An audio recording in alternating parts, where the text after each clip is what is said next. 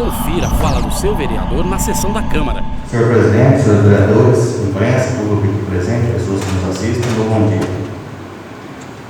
Senhor presidente, solicito que seja encaminhado um ofício ao secretário de Estado de Infraestrutura, o senhor Murilo Salvich, com cópia ao deputado Gerson Claro, para que o mesmo interceda junto ao governador Reinaldo Zambuja, para que se faça um recapeamento do trevo da Lar até o distrito de Vista Alegre, onde a pavimentação encontra-se danificada, senhor presidente. E recebi umas ligações, mensagens pelo WhatsApp de pessoas que trafegam por ali e fizeram esse requerimento, esse pedido, para que fosse feita essa melhoria nessa estrada.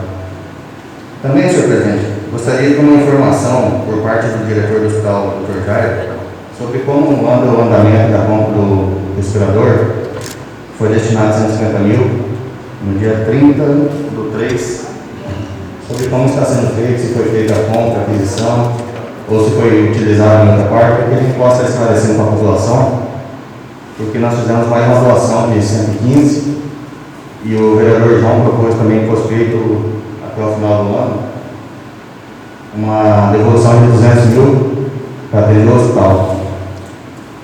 Então, senhor presidente, só para esclarecer para a população o que foi feito com esse recurso, no momento só.